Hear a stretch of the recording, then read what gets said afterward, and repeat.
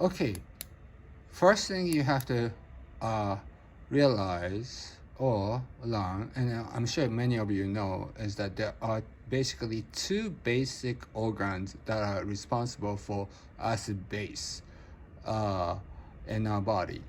So, so, so let's write down normal pH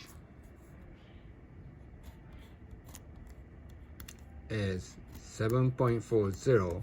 Now, a lot of people may disagree with me already because most of the normal range for ABG is 7.35 to 7.45. But for this, for the sake of discussion, let's just keep it pH equals 7.40 is normal. Now, two organs that are mainly responsible for acid base is lung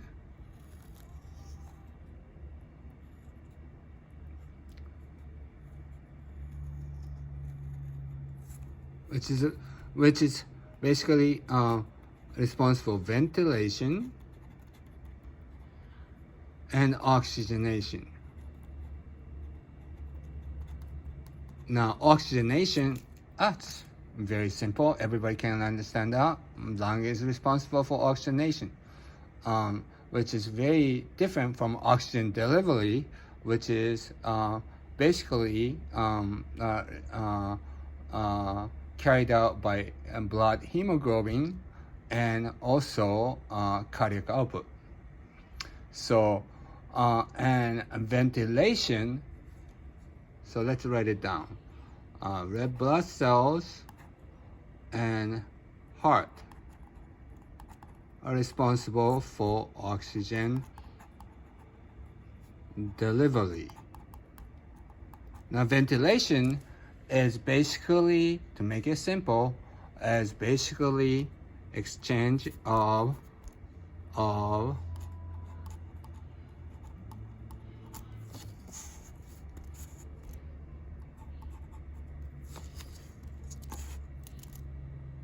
carbon dioxide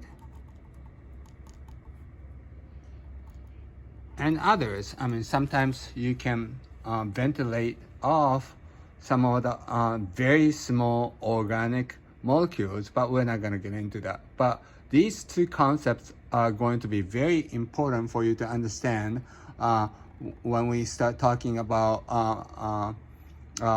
non-positive non-positive pressure, non-invasive positive pressure ventilation, and also, of course, ventilator management.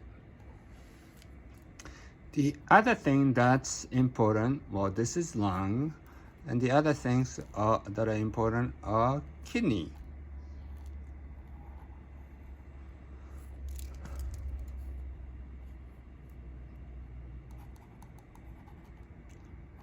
Kidneys are very much responsible for acid base. Basically, if they're impaired, they will call metabolic acidosis. If we give too much diuretics, of course, they can cause, depending on the diuretics, but most of them can cause metabolic alkalosis. Now, basically, in our body, with using these two organs, and they are responsible for acid base. Now, there are a couple more things that we need to know, which is the GI system. GI systems, because if they are ill, you can lose acid. Like if you're vomiting, you can lose a lot of acid, and all of a sudden you can become acidotic. If you are having diarrhea, well, you can lose volume and can cause a contraction metabolic alkalosis. So let's put this together. These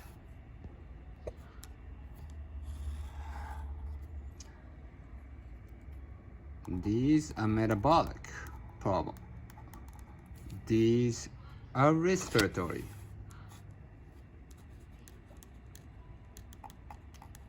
Now, one very, very important concept.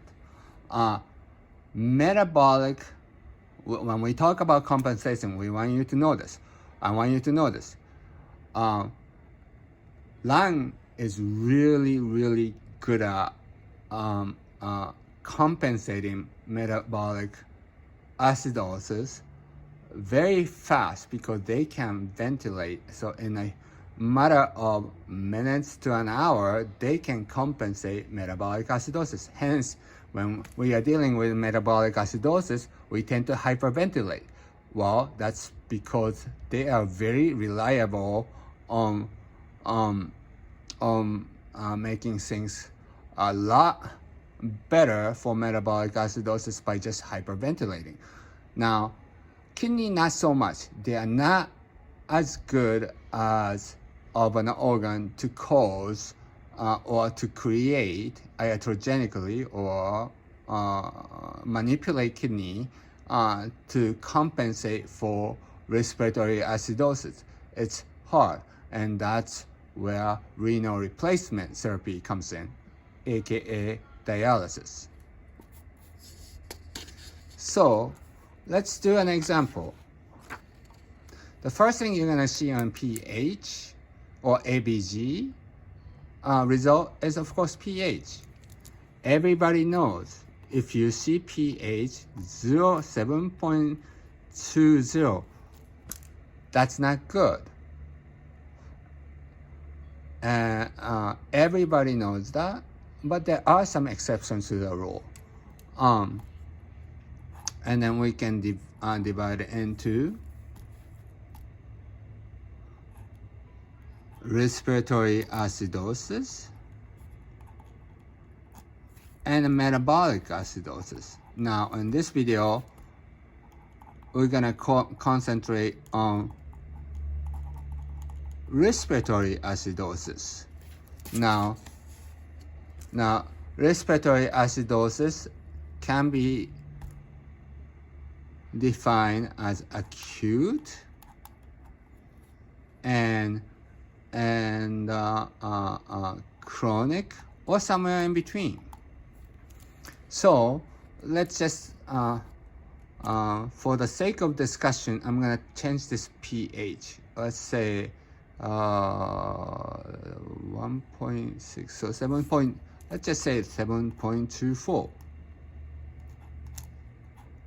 Okay, so here are two results.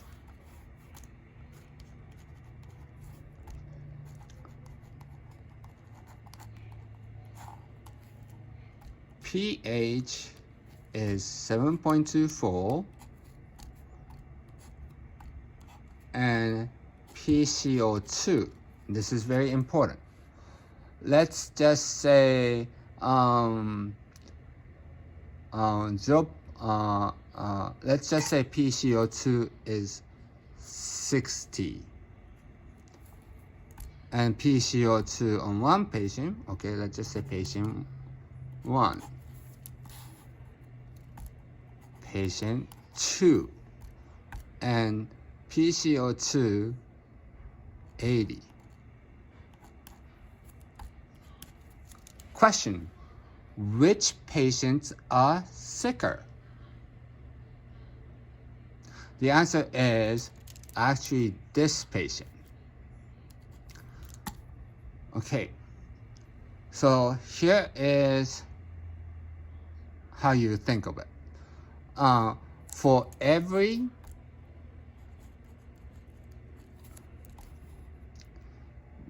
decrease,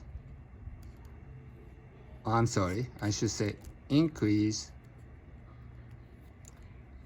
in PCO2 of 10, if it is acute respiratory failure, it should decrease pH by 0.08. Now, and we can start talking about Henderson equations, but that's really complicated. I don't want to talk about it. I don't know in my head. Which let's just go by with this rule. If it is chronic, for every increase of PCO2 by 10, you should see decrease in pH by either 0.04 to 0.03. So let's look at this. So PCO2, what's the normal PCO2? So normal pH is 7.40. PCO2 is 40. Arterial blood, of course. So for patient number 1, PCO2 is the increase in PCO2 for patient number 1 is 20. Well, PCO2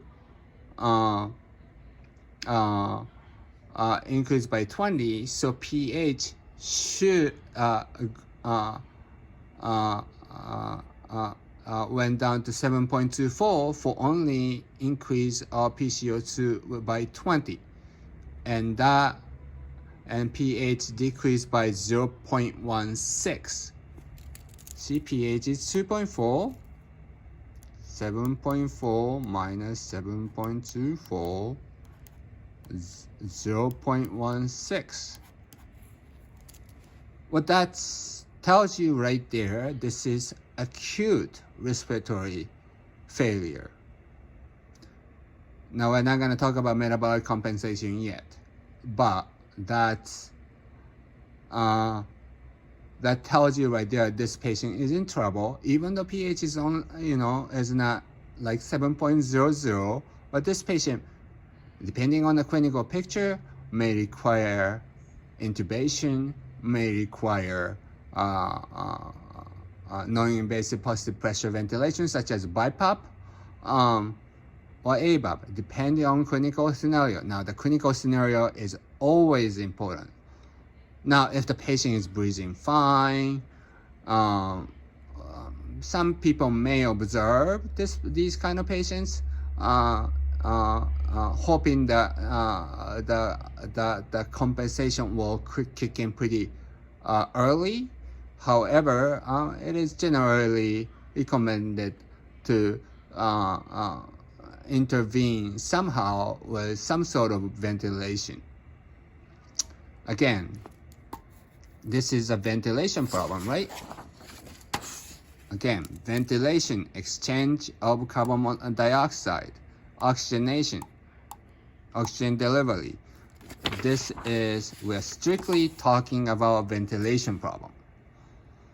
Now, let's go to patient number 2. pH is 7.24, PCO2 is 80. Aha, pH only went down by 0.04 for every increase of PCO2 by 10.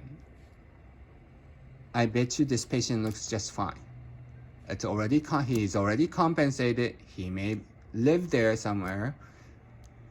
These kind of patients, you might want to observe, possibly in the hospital, maybe can be discharged even.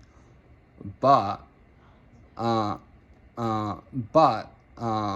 you do not have to worry too much about it. Now, I get a phone call as a hospitalist that patient, the nurses kind of panics. Oh, PCO2 is 80. Oh, this is crazy.